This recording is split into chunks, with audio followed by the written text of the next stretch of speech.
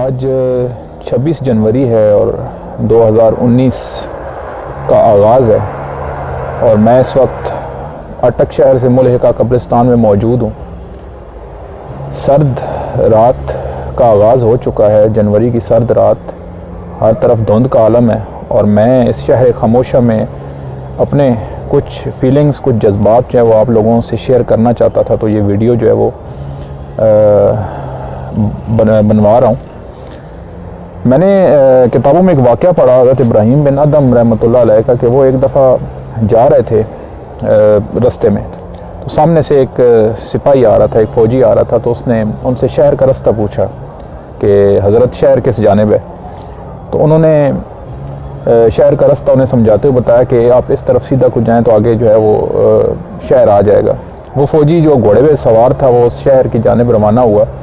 تو آگے گیا تو وہ رستہ اس کو قبرستان کی طرف لے گیا، آبادی سے باہر، جو شہر کا بڑا قبرستان تھا، تو وہ رستہ اور اس فوجی کو، اس سپاہی کو اس قبرستان کی جانب لے گیا۔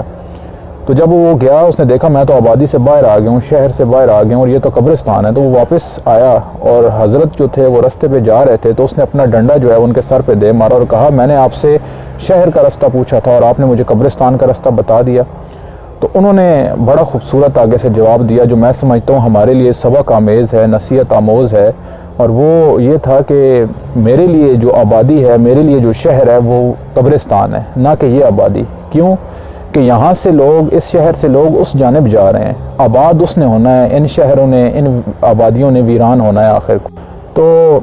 ان کے یہ جو الفاظ تھے کہ اصل شہر جو ہے وہ قبرستان ہے، نہ کہ وہ آبادیاں جو ہم بساتے ہیں۔ ہم بڑے بڑے محلات تعمیر کرتے ہیں، بڑی بڑی آرزوئیں، ایک محلات ہم عملی طور پہ زندگی میں تعمیر کرتے ہیں اور کچھ محلات ہم اپنے دل کے اندر، اپنے دماغ کے اندر تعمیر کرتے ہیں، اور پھر اس کو عملی شکل دیتے ہماری زندگی گزر جاتی ہے، اور جب وہ محل ہماری خوابوں کا مرکز جب تعمیر ہوتا ہے تو ہم اس میں رہنے کے قابل نہیں رہتے۔ اس کے بعد ہمارا جو مسکن ہوتا ہے وہ یہ شہر ہوتا ہے جس میں اس وقت میں موجود ہوں، اور رات کا یہ پہر اور یہ لوگ، یہ آبادی، یہ کتنے حسین نوجوان یہاں پہ جو ہیں وہ موجود ہیں میرے ساتھ، کتنے حسینائیں، کتنے بزرگ، کتنے بڑے بڑے بیوروکریٹس، کتنے اسکالرز اور کتنی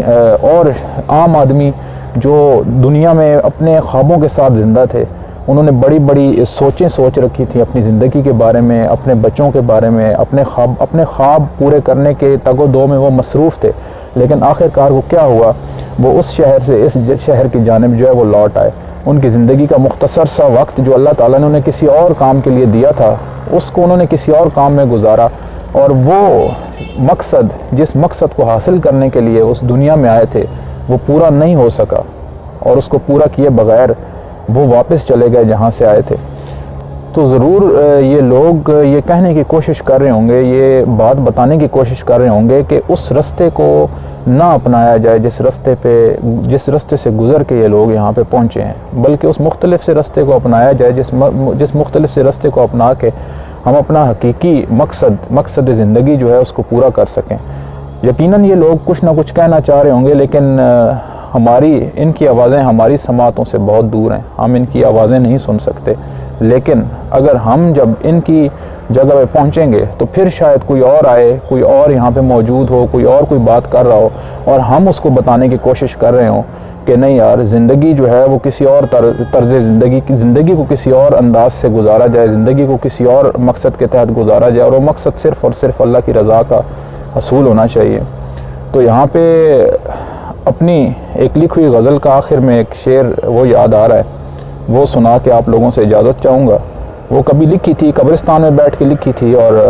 زندگی کی ناتمام حسرتوں کو سامنے رکھ کے وہ پوری غزل لکھی تھی۔ اس کا پہلا شعر جو تھا وہ آپ لوگوں کے گوش گزار کرنا چاہوں گا کہ خاک پر لکھی ہوئی ساری کہانی خاک ہے، خاک پر